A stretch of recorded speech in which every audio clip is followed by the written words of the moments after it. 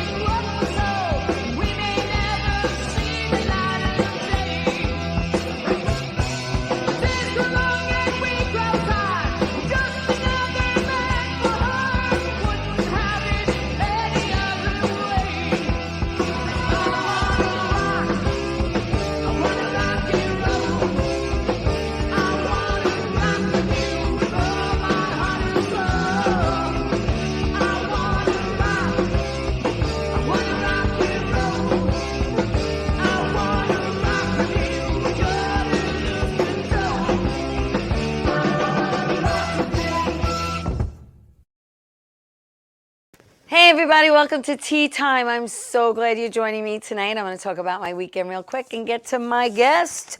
Friday night, I did Murdered by the Mob with my friends, including Ralph Bracco. There we are. Okay, I dropped my pen. Friday night at the Iron Bar in the Secret Room in the city, and we're going to be back there this Friday night. So if you have no plans this Friday night, come on down to the Secret Room in the Iron Bar. It is so much fun. You eat, you drink, you sing, you laugh, and it's a whodunit kind of night. Saturday, I spent the day with my daughter finalizing some things for the big day. And I watched the movie with Tom Hanks, A Man Called Otto, and I thoroughly enjoyed it. I recommend it. Sunday, as you know, is laundry day. We all need clean underwear. And I was here for limo talk with the guys, and I'm going to put on record right now publicly apologize to Anthony Graziadei. He came in last week. He always jokes around that he's going to crash my show. And he came in last week looking to crash my show. And I guess I was kind of freaking out because I'm so in the zone of my guest. And I didn't want him to interrupt and take away time from my interview from my guest. So I kind of scolded him, which I apologized for last night. So I'm sorry, Anthony Graz. I am so sorry. It will never happen again. I apologize. All right, listen, let me get to my guest because I'm excited. He's here. He's an actor. He's a producer. He's a writer. Kevin Barbaro is here. Hi, Kevin. How are you? I'm great. How are you? Killing it, always. That's great. Well, I really want everyone to get to know you. You and I have a few mutual friends, including Ralph Bracco and Marianne Mazzano from the Italian Chicks, and we talked about that earlier. Right, she is. I'm sure she is because I gave her her reminder to tune in. But so let's start out by talking about you. You originally are from New York before you moved away, right? Yeah. So I was born in Western New York, actually. So not the city. So I was born in Western New York. Yeah. Lived there for most of my childhood until like 5th grade-ish. Right. And then you moved to Vermont. Yeah. Then grew up in Vermont. Yeah, God's country. Yeah. Yeah. So I went to high school and went to college in Vermont. Yes, you did. You went to South Burlington High School. Yeah. I did. And then after that, you actually went to University of Vermont. That's right, yeah. And you studied phys ed, right? Yeah. Interestingly enough, when I first went to college, my initial plan was I was going to be a physics major. Oh, okay. Yeah, so because I was kind of math orientated and mechanical reasoning and that kind. So I was like, I'm going to be a physics major, you know. And then I got there, and literally, like this is no exaggeration. It's not hyperbole or anything.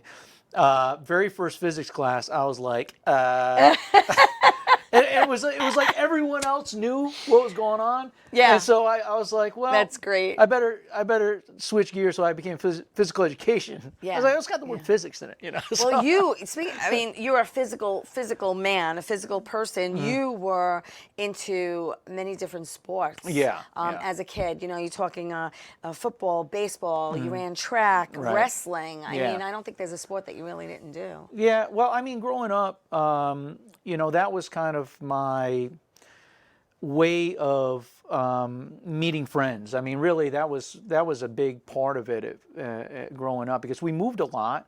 And so, like, the common denominator every time I would move was that I would get involved with sports. Right. And it really worked out, because, I mean, I ended up, going on to be a college athlete and then a college coach after that. And Right. so athletics, even at a young age, It was always part of your life. a huge part. Yeah. And it's taught me a lot of lessons that I take today in business, in acting, come from athletics. Right. Yeah. Well, because there's a lot of discipline. You have to tremendous. be. You have to be disciplined. Yeah. I mean, you really do. But you mentioned you spent 20. You spent. I'll mention it. You Yeah. mentioned college coach, but you spent Yeah. 20 years as a college coach, where you actually won 5 NCAA divisions. Correct? So so I was 5-time Mid-American Conference Coach of the Year. Yeah. Right. And while I was there, which is the most of That's a any lot. coach. Yeah. Yeah. In University You were of pretty Toledo. good. That means you were I pretty was good. Yeah. You were pretty yeah, good. yeah. I wasn't bad. Yeah. I could coach my way out of the office at least. Yeah. But you also did radio back then, Yeah. including you having your own radio show, and you were the first coach to do that. How'd that happen?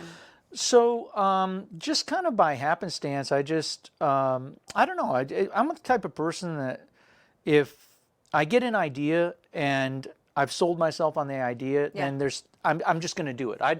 I don't wait around for somebody to talk me out of it. I don't wait around for somebody to rubber stamp it or approve it. Yeah. And so I had come up with this idea that I would do a track and field Right. radio show, and it would be a mixture of music and track and field. No one else was doing it, and it became like. And this is kind of like, before podcasts. This is before podcasts. Like you were like the pioneer. Well, I wouldn't say that, but I mean, I was for close sure. to Like, it. yeah, I was cutting my own path. Yeah.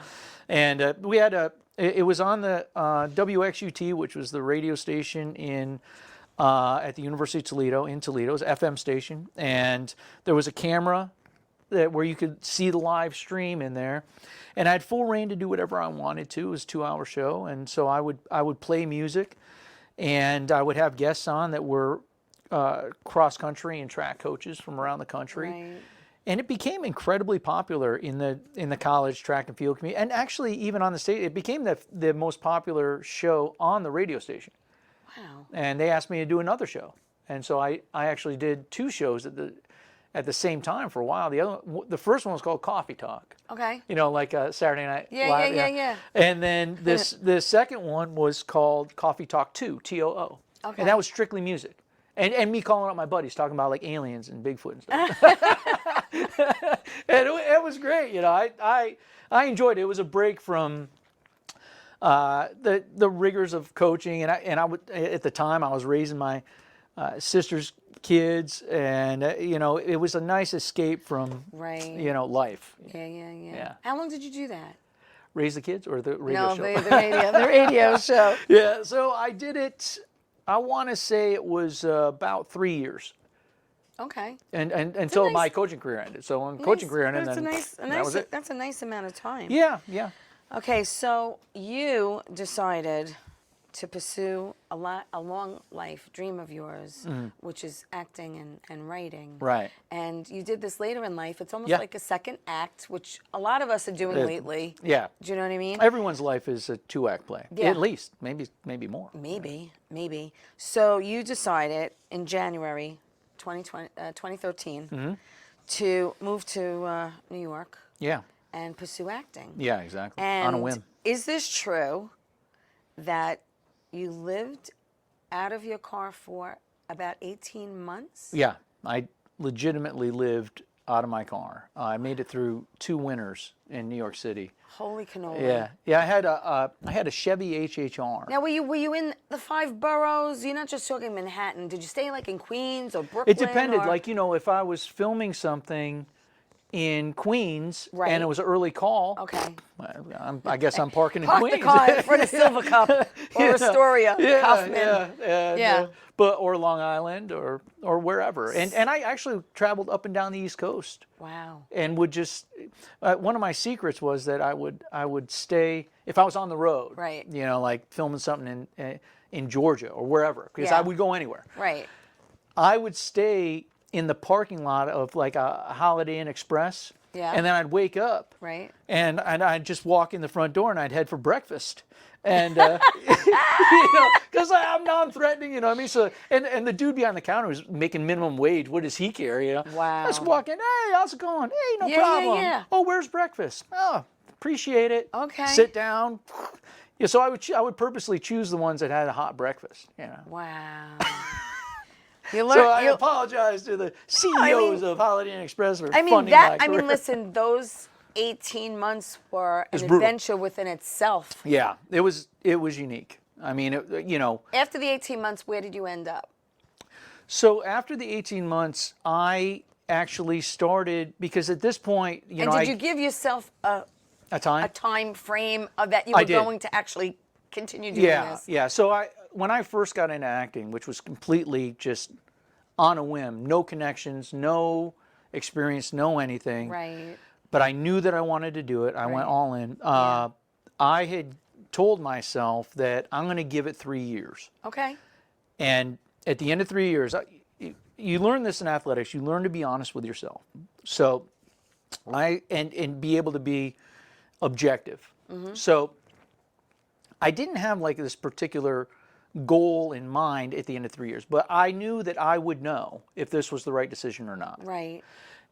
And 18 months into, actually, the turning point, and I don't know how much time we have before you got a commercial. We've got time, don't worry. So one of the turning points, and I actually just told this story last night to my acting coach, Richard Klein from Three's Company. Yeah. That it was the middle of the winter. This is the second winter. And I was getting stuff, but it wasn't a ton of work, but I was working steady. I was getting cast quite often. Okay. And I had an audition at Ripley Greer, which is... Been there many times. Yes, on 8th Avenue. Yeah. So I'm there, and it was for a play. I go in. I think I'm going to wow this cat with my ability to pull off this character for this theater play, right? So I roll in. I don't even have my sides. I'm like, man, I got this. I got this. Wow, I get in there. Kevin. And dude, I'm killing, right? Wow. I'm killing until I'm not. And then, and then I freeze up, you know, and he's like, where's your side? You know, the cast, where's your sides? Right. I said, I didn't bring them. He said, wow. He said, go to the lobby. So he sends me out. He has me come back in. And at this point, I'm like, you know. Yeah. So I go through it, and, you know, we finish the scene or whatever, and he says to me, I'm not going to cast you.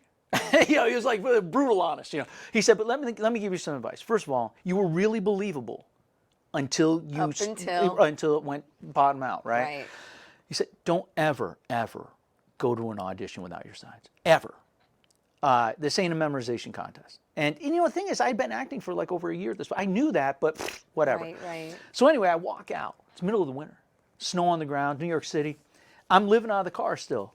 I'm parked on Riverside Drive in like 110.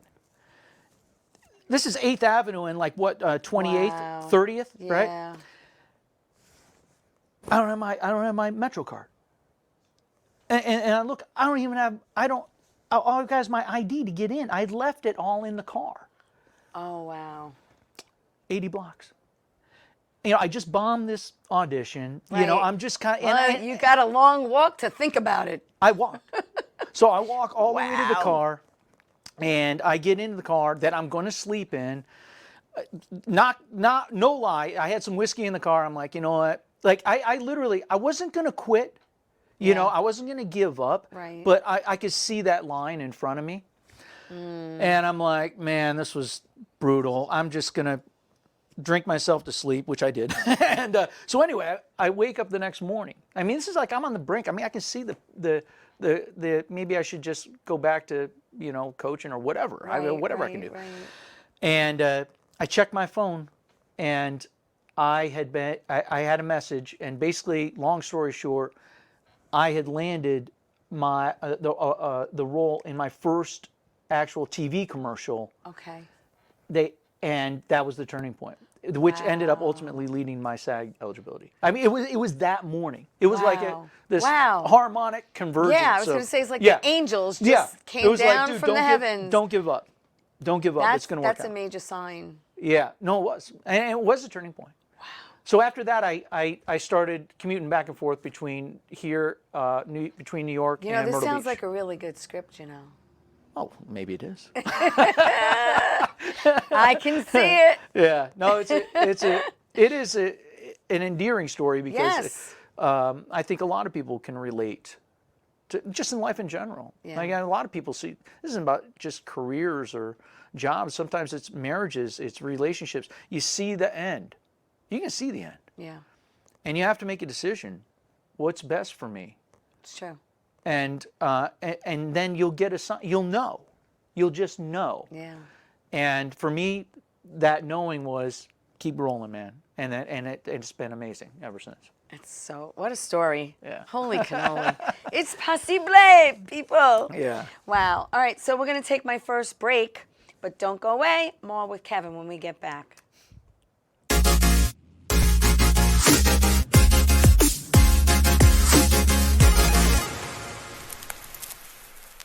Wonder Woman was everything to little girls, especially that look like me. She stands for being a voice for people that need a voice. My organization renovates homes for people with disabilities. And when I come home, a self-care routine makes me feel my best. I'm very proud of the difference that we're making, and to see that impact in my community inspires me to work even harder for everyone around me. Well, hi there, Theresa. It's John York from General Hospital. I am just checking in because apparently you have a great talk show called Ttime on Strong Island TV. I want you to have continued great success and have a lot of fun. It sounds like you're having a lot of fun, and that's pretty much the key to everything, isn't it? So continued success. I'm proud of you. Have a great day, Theresa. Bye. Hey everybody, welcome back to Ttime. Hello, Marianne Mazzano's watching. Anne's watching. Thank you everyone for watching the show. Please like it. Please share it. Ttime is live every Monday night at 8 o'clock on YouTube and Facebook. Then it goes to Roku TV, Amazon Fire TV, Twitch TV, everywhere podcasts can be heard. And seen every Saturday at 10 a.m. on Channel 20 for people on Long Island who get Optimum TV. We're going to be on TV Saturday. Hey. And I'm with Kevin Barbaro. He is an actor. He's a producer. He is a writer. And he has an incredible story. About how he lived out of his car for 18 months and, how, he gave himself 3 years to accomplish, being successful in acting. And it's happened. Or at least know it was the right idea. I mean, it's happened for you, my friend. What we're going to do is we're going to play, you do a lot of commercial work. Ton, yeah. And print work. But we're going to play your commercial reel, and you know what? You'll probably recognize them from a couple of commercials on here. So let's look at that. In this market, you'll find Fisher Investments is different than other money managers. Different how? Aren't we all just looking for the hottest stocks? Nope. We use diversified. Traditional waste management and recycling is outdated, inefficient, and expensive. Most businesses don't realize that less than 20% of what's in this bin ends up getting recycled. The Spark Nano Tracker has full coverage across North America, including the United States, Canada, and Mexico. Some GPS trackers require a trip to the mechanic for installation, which can be expensive and time-consuming. No matter what you're looking to cook up in the kitchen, Best Buy makes it easy to shop for any new appliance. I'd recommend this range with time-saving features so that you can multitask and speed up your prep. And this refrigerator so that your food stays fresh and it's easy to grab and go. And free delivery and safe installation are available. It's one less thing for me to do. I like T-bones. I like my wife's laugh. I like when my T-shot doesn't slice. I like my music on vinyl, my cars from Detroit, and I like my coffee, Hills Brothers. Hills Brothers Coffee, rich and smooth cup after cup. I love it. It's so cool. Yeah. It really is. Yeah, it's like we were talking how, there's so many people doing commercial work. I know a friend of mine just did a local commercial. But to get something national like that, it's huge. Yeah, it's funny because I would say at least once a week, somebody randomly that I haven't heard from in years will be like, dude, I just saw you, man. I was watching, college football or watching whatever. And, Yeah. And so, and it's, I mean, I love doing the commercial work. I enjoy it. It's not like regular acting, particularly the direct-to-camera with the teleprompter and whatnot. Right. You're not really acting. You're more of a spokesman or narrator or whatever. But I mean, the pay is great. I ain't gonna lie. You know? Absolutely. And you're in and you're out. Yeah. And you meet a lot of cool people. You know, I filmed the Fisher Investment one in L.A. And worked with a lot of great people out there. And just getting cast is, as you know, I mean, it's a big deal. Even getting a call back, I mean, is a win. For me, I look at it as a win. I know. But you, you primarily make your living with commercial work. I would say that I'm more of a But commercial actor. since around 2021-ish, you've been featured in over 150 different TV, film, modeling, and commercial appearances. And we have some print pics. Okay, is that a print pic? No, that's a okay. Hello, you're welcome, ladies. You're welcome. And that's another print work. Yeah, print work little is more great. PG. Yeah, print work's work great. is fantastic, isn't it? Out, and a lot of times on print work, you get paid right there that day, which is always Isn't nice. that nice? let me hand you your check right now. Let's while we're at it, let's look at the other photos. You can tell me what we're looking at. That's a print job, period piece. I filmed about a year ago down in Washington D.C. for a series of museums. Cyrano de Bergerac It's there, right? it's Pretty interesting. close. Yeah. I mean, it doesn't even look like me. This is just direct to camera. You can see the teleprompter. Yeah. That was a long time ago. That was back when I was rocking the dad bod and bad hair. I was going through a rough time at that point. No, you mentioned Kevin Kline before, and we have a picture of you. It's like a little montage. Richard Kline. Oh, I'm sorry. Yeah, but Kevin What did I Kline. say? Yeah, Kevin Kline is also. I'm sorry. Yeah. See, Yeah. I'm thinking one word and I say another. That's it. That's actually just from yesterday.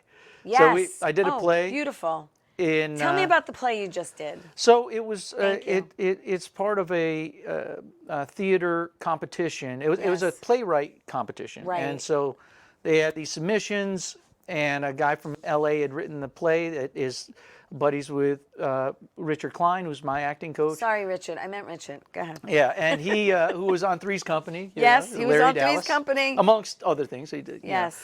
But he. So he reached out to me, Richard did, and said, "Hey, I got this really, great one." I hadn't done theater in about 8 years. I started doing theater when I Well, first you started came. theater back in July 2013. Yeah. You did a stage play called Parking It was Space. Parking Space. That was that my it? first. And that was at the Producers Club. It was, yeah. And I also did 12 How Angry nervous Men. were you to do live theater? Because that's a totally different animal. Yeah, there's a term we use in athletics, going lactic. I was going lactic, man. Oh my God. But the first time, and then it got easy, But we did this play about, I played a slave owner right after the Emancipation Proclamation. An amazing, quick story on that. The dude that was cast to play the slave was from Detroit. Never showed up. What? Bro, never showed up, didn't call, nothing. And so Richard and I are sitting there, we got to go to tech. So Richard's next door neighbor is a guy named David St. Louis. You see in the photo there. Okay.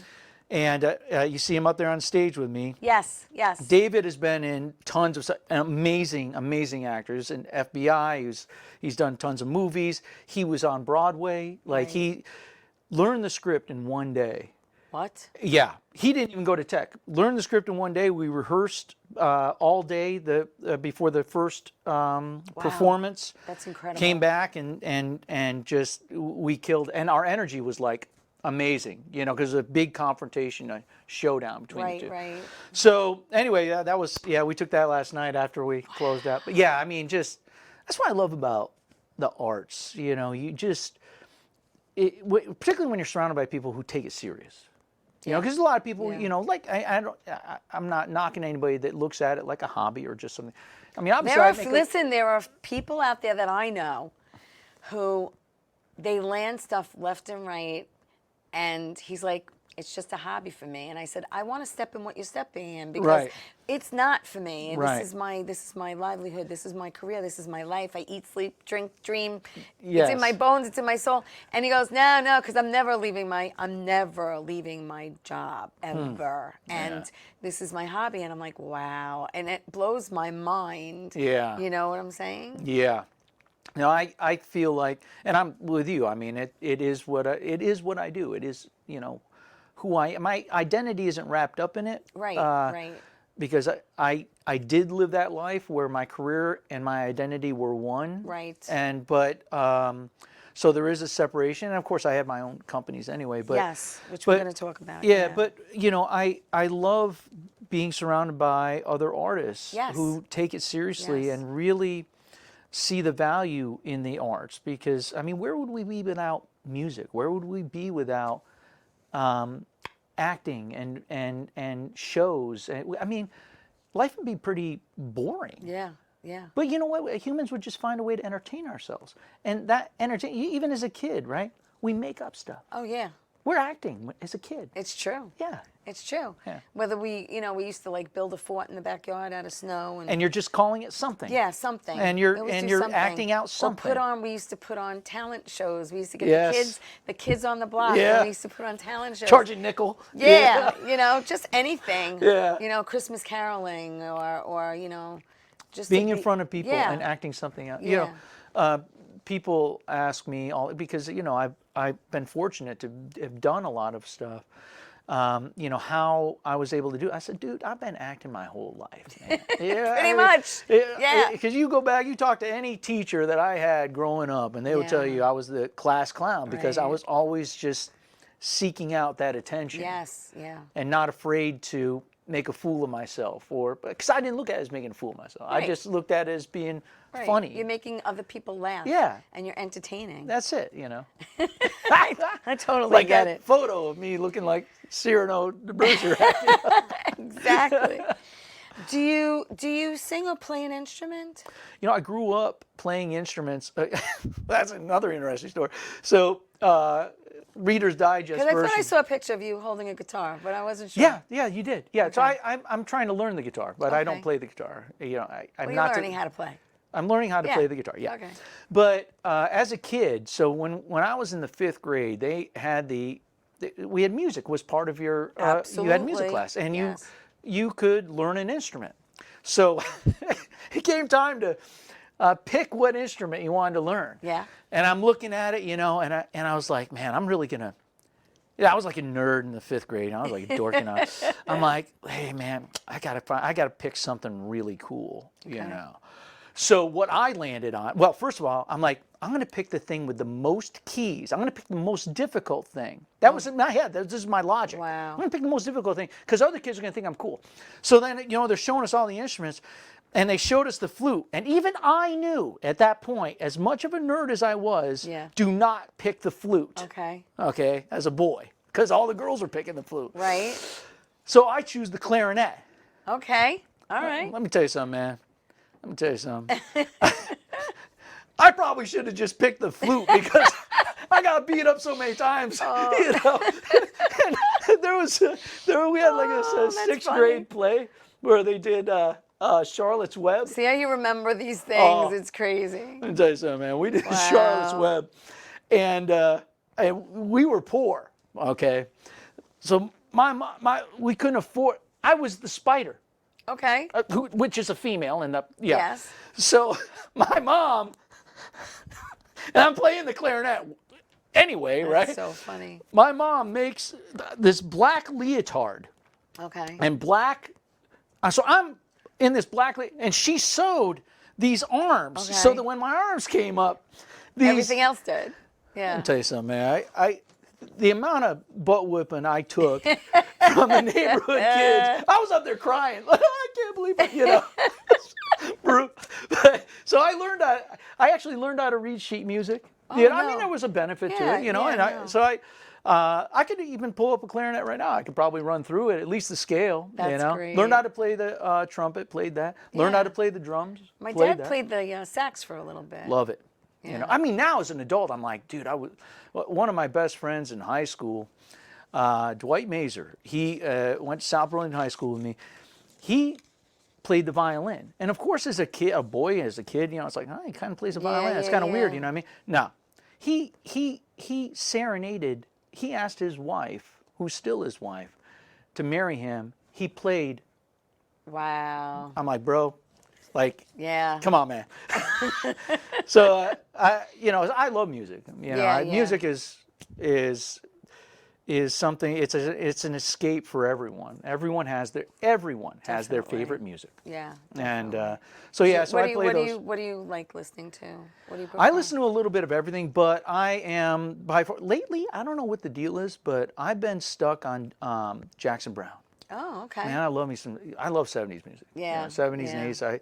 And actually, I've been listening to a lot of LRB, Little River Band. Oh, yeah. So it's funny, you know, I work out a lot, obviously, you know, and I think that people would be shocked to hear what it is that I listen to when I'm working out. Yeah, I was going to just ask you that. That's funny. I'll be listening to like Little River Band, or I'll be listening to like Karen Carpenter, you know.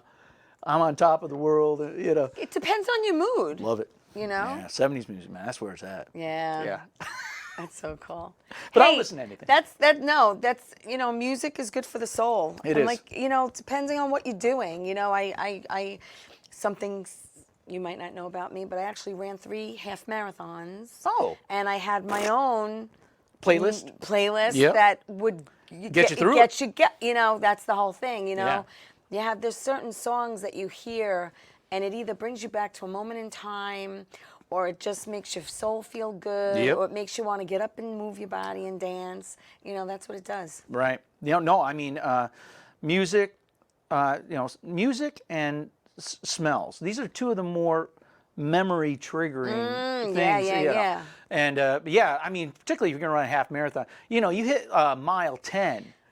You know, and you may or may not have already hit the portal. Yeah, and they're like, if you could do 10, you could do another 3.1. And I'm like, sure. And then, you know, I just saw, you know, they had the marathon. Yeah, yesterday. Yeah. So congratulations to all you runners. But I always say, I don't think I'll ever do a full. I can tell you with 100% accuracy, I will never. Never. I got 0. I got less than 0. 3 halves were enough for me, to be honest. That's a long time to be out there. Yeah, it is. It is. All right, you know what? We're going to take my next break, but please stay there. We have so much more with Kevin Barbaro when we get back.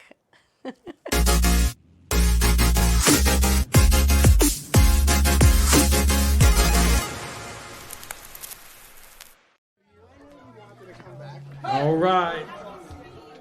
Is everybody having a good time tonight or what? That's what I thought.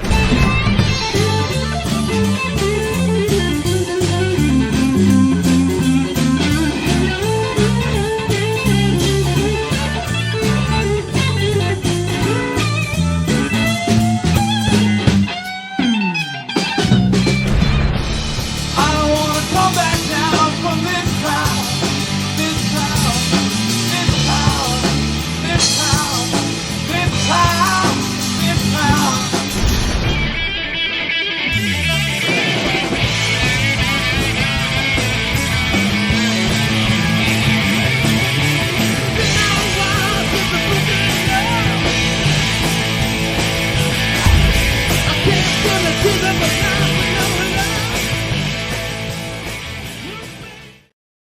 How you doing? It's Sal the Voice Valentinetti.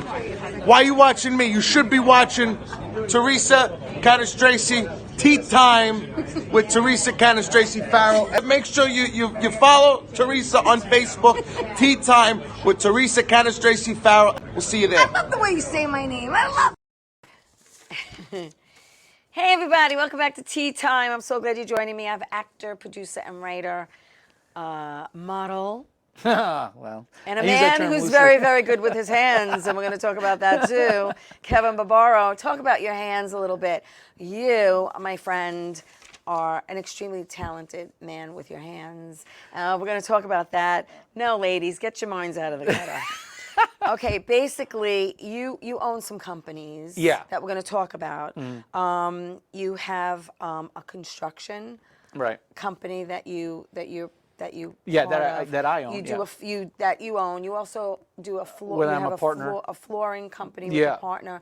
So there, you are an entrepreneur. You're an owner. You have a lot of skills because I've seen a lot of the work that you do, and I mean they're just beautiful. The I homes appreciate it. Yeah, is amazing. I love arches. Yeah, I see it. You do a lot of arches. I love arches, and so how did you get into that? And we have a pic of you, I think, laying flooring or something. You're doing something there. Yeah, that's actually I am remodeling a buddy's. Him and his son bought a 1956 home on a waterway that I ended up having to gut all the way down to the studs? and the subfloor. And rebuild the entire thing from scratch. Wow. And that's what I'm working on that. And it was a 3-bedroom that I converted to a 2-bedroom. And so now it's all the drywall is up, and we're just kind of getting ready, probably paint it soon and be ready to roll. But it's, I really enjoy just working by first of all, I enjoy working for myself. Oh yeah. I'm at the point now that I can't work for anybody else. I mean, that's just being honest. Well, because you've been on your own for so long. It's just impossible. Yeah. And not to mention, and this gives you the freedom to just travel and do my thing. Like you said, if you get a phone call tomorrow, hey, you need to be in LA. I'm there. You're there. Yeah. I flew like 150,000 miles last year. Wow. So and that's pretty much the yearly average. And so, but yeah, I enjoy, working with my hands. I even growing up as a kid, grew up in Vermont. I worked on farms, worked in apple orchards. And I remember taking a test in the 5th grade, social studies. They had like this multiple answer test. And it was to test your personality as a kid. Where are your strengths? Okay. Is it in reasoning? Is it in critical reasoning? Is it in, and I scored the highest in mechanical reasoning. Wow. And so and that's just always been the way I can, I can see something, and there is no manual, there's no pamphlet, but I can just figure it out. And so, and like I said, I mean, I love creating things. I taught myself how to do tile work. I taught myself how to. I could butter. You can lay some tile? I can butter and lay tile. There it is. I've done it. You even use the right term. Butter. Girl. Butter. Yeah. I can butter and lay it. Yeah. I did my laundry room. Nice. Yeah. There it is. I love construction. I actually love construction. Yeah. The only thing I don't like painting. That's the I actually don't mind it. I don't like it. I could do everything. I could pretty much. Yeah. Yeah. No, I love it. Handy. And I like just being, it's just you. I feel as though I'm kind of a unique person in the fact that I am outgoing, but I love my own time. Sure. I think we all do. Yeah, I'm perfectly cool in my own skin. Yeah. And which is probably why I never got married. I mean, being honest, So. Yeah, no. I mean, I know. That's one of the many reasons why I know a lot of bona fide bachelors out there. They're very, very happy, and they have. People are like, "Oh, what's wrong with you? You're not emotionally available." No, I'm emotionally available. Just not permanently. It's just not to you. Oh my God, that's great, Kevin. Oh, Maron. All right, let's talk about some things that you've done in the past. So, 2013, you did something called Restaurant Stakeout, which was a TV, that was television series. show. Yeah. 2014 was busy for you. You did I can't even read my handwriting. My Dirty Little Secret. My Dirty Little Secret. That was a TV series. You did Deadly Affairs. Yeah. Another TV series, Waterfall, which was a short. 2015, you did True Crime with Aphrodite Jones, TV series. 2016, you did Long Island Lights. Was that actually filmed on Long Island? It was. That actually was a pilot to, and it still exists. Matter of fact, the guy that created AJ Scordio, he owns, his family owns Scordio Construction out here on Long Island and in Manhattan. Yeah. And very, very funny. Incredibly funny. It's just, you know how it is. Like some things will go somewhere and some things won't. Yeah. But a great concept. My character was incredibly well written and very funny. Yeah. And so we filmed it out here. It was about a small production company in Long Island. You like doing comedy? I do. You know what the funny thing is I've done way more serious stuff than I have. Way more. Yeah. But I've always felt like, I feel like I'm a funny guy. You know what I mean? My friends would consider me to be funny. You know what I mean? I'm not stand-up comedian funny. I'm just kind of like, cynically funny or something, But in any event, I've always wanted to do comedy. And so doing that, That's cool. But it's mostly been serious stuff, actually. That's really good. Yeah. You did Burnt Popcorn, which was a short. You Yeah, did that was a Callie thriller. and Izzy was a TV series. Yeah. Family Business. Family Business was my first starring role in a feature film. Nice. And I played a father that was going through a divorce, and it was a pretty heavy role. We filmed it over a month-long filming up in Ithaca, New York. Okay. And the writer has gone on. He lives in L.A. now, Daniel Slochi, and he's done a lot of great stuff. Yeah. That's awesome. Yeah. 2017, you did Rick and Suzanne, which was a short, and then you did Lighthouse Unmanned.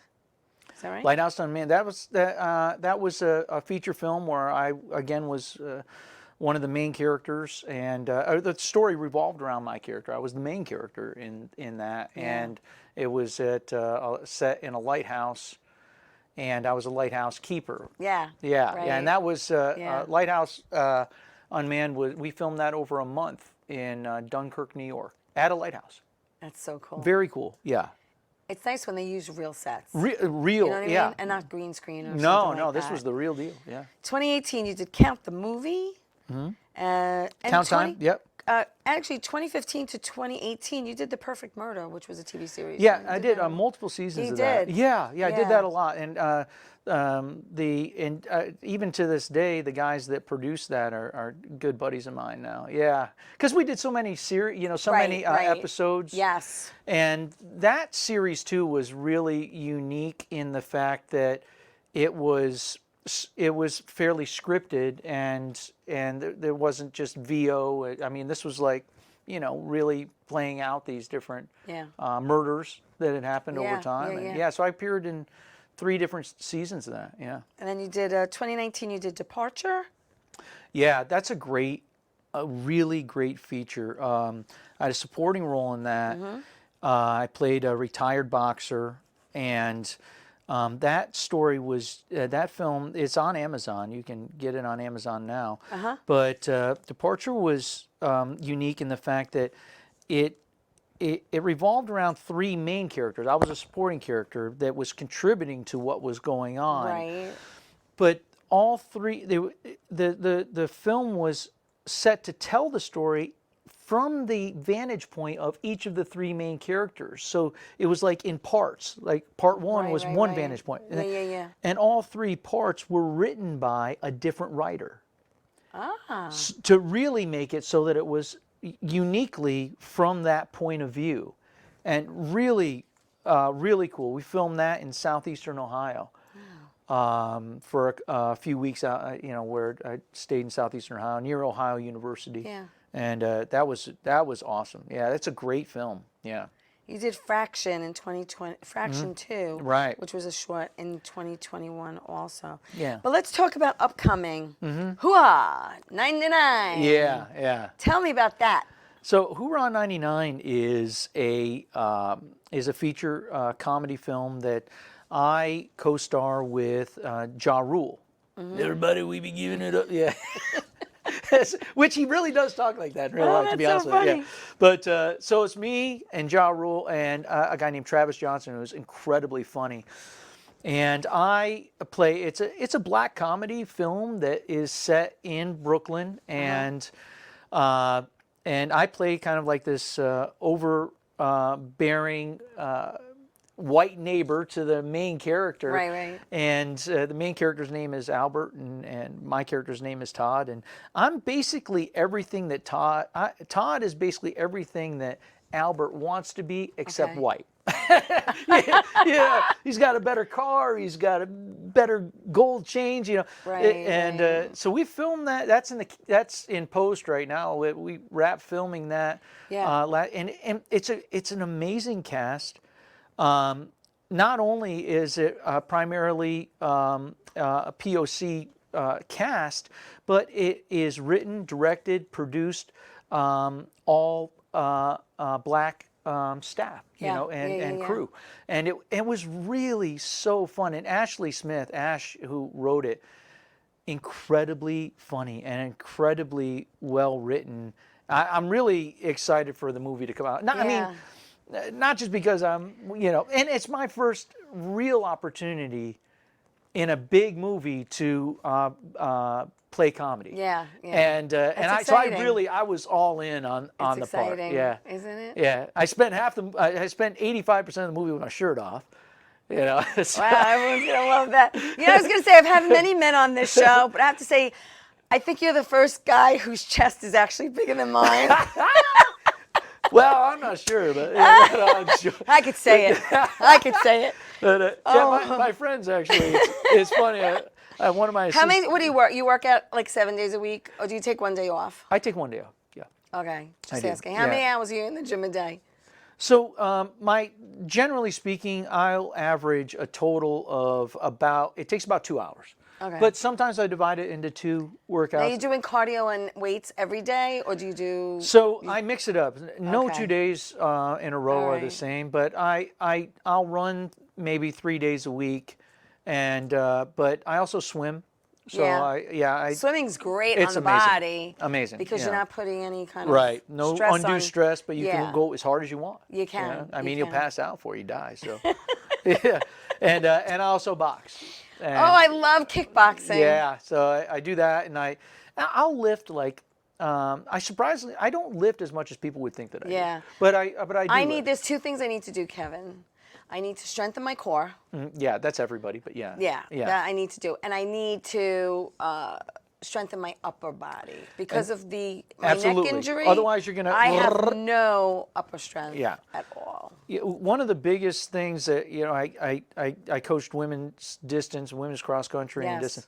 And one of the absolute number one things that I feel as though helped make our team better than other teams was that we actually had, first of all, we had everybody swimming, and multiple times a week, everybody learned how to swim laps, and you could, and a lot of the girls could get up to 2 hours without stop. Wow. But the other thing was that at least twice a week we would do pull-ups, and even if you just started with the strap, you know, and did the hang. And Let me try to lift my own body weight. I'm telling you, it's everything, because you know we start to hunch.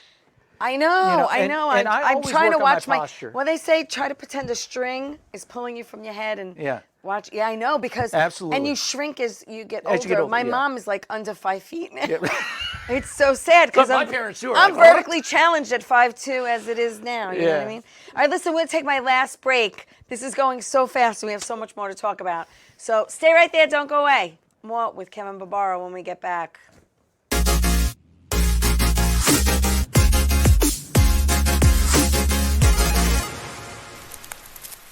Wonder Woman was everything to little girls, especially that look like me. She stands for being a voice for people that need a voice. My organization renovates homes for people with disabilities. And when I come home, a self-care routine makes me feel my best.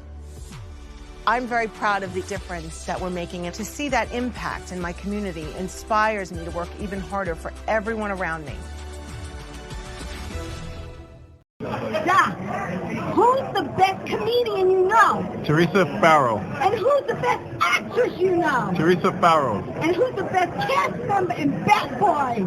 Theresa Farrow. Who's got the best radio? Theresa Farrow. Doc, who's your favorite Jimmy? Theresa Farrow. Who are you loving right now? Theresa Farrow. All right, Doc, I love you too, baby. Love you as always. Thank you. Welcome back to Tea Time. Can I say I love the fact that you had Doc Gooden on this show? Yeah, Doc is great. God. We did virtually over COVID, but he said that he actually lives on Long Island now, and he will be in studio. It's just a matter of when I get him. Love it. Actor, producer, writer, Kevin Barbaro. I want to thank you for taking the ride in and Yeah. spending time with me here. He also has produced stuff, people. You did Don't Wait Until Dawn. You co-produced Bar Chronicles, co-produced. Roommates on Elm Street, associate producer. You did College Fright Night, co-produced. Prism, location manager. Hello. Yeah, that was interesting. And the Tetris Murders, which was also something that you did. No, I didn't produce that. I was actually, that was In it? In it, TV I was the main series. character. Yeah. Oh, good. Okay. Yeah, that was unique. So listen, we have to talk about this man and the wonderful big heart he has to go with the rest of his body. But you started an animal rescue. I did. Called Rocky's Rescue. Right. So tell me about that and how that got started. So that got started. My very first survival job when I came to New York City was I was working for a cat rescue. I had never had a cat before. I'd only been a dog guy. And it's a really long story, but essentially what ended up happening, like Reader's Digest version, was I found a little kitten at and on my Facebook is the actual TikTok of the whole story. If somebody if they're so inclined. Okay, well that's good to know. But anyway, I find this kitten. Yeah. Working for the rescue. The Friday before Labor Day, and this is 9 years ago or so, almost 10 years ago, and a little black and white tuxedo kitten. I find him at night, the Friday before Labor Day. I lose him that night. He got out of the car when I was, I had put a little green flea collar on him, and I was spraying him to get the flea and ticks off him, and he gets out and he runs into the woods, and he won't come back out. And where he ran in the woods was 3 miles from where I found him. Oh, wow. So I was devastated. Again, I'm really shrinking this down, but September, October, November go by, no sign of the kitten. I'm devastated. I thought about that kitten every day. Every day. I wasn't even a cat guy. I thought about that kitten every day. So I'm filming a commercial in Jersey City for a razor commercial with Brett Favre, name drop, and and so we love to name drop you. Yeah, don't worry about it. So anyway, I'm coming across the G-Dub. Yeah. Heading for the Cross Bronx. I'm coming back out to Long Island. I called a lady that's running it. Hey, I'll feed today because I know that the lady that normally feeds is this old lady who walks it somehow. So I drive out there. It's the second week in December. There's snow on the ground, et cetera, et cetera. I start, so I'm not even supposed to be feeding that day. I start not in the normal spot. I just start where I first enter the town. It's up in Mount Vernon. 3 stops into it, I'm at a stop sign, and walking across the street is a black and white tuxedo kitten with a green flea collar. 3 months later. Wow. 3 months later. Wow. 1.5 miles from where I lost him, and halfway between where I lost him and where I found him. It was like he was going back. I pick him up, I take him home. Oh. I lose him again. 3 days later, he walks out the back door. Devastated. He comes back Christmas Eve night. Christmas Eve night, like 11 o'clock at night, like he had never been gone. Long story, but and so then I started my own trap neuter release program. That is great. That I want people to know where Rocky's to find Rescue. you. It's Rocky's Rescue. Also, you can find him on Facebook. It's Kevin Michael Barbaro. On IMDb, look him up, Kevin Barbaro, and Kevin Barbaro Acting on Insta. So those are the places that IG. Yeah, right? Yeah. And real quickly, you also are the owner of Live Entertainment. Is that correct? So you know what? Production company. I was doing production companies. We were producing concerts and everything. Yes, you produced Sal the Voice. Yeah, so I did Sal a couple of times. Yes. I did Marianne. Marianne Mazzano. The Italian chicks. Yeah.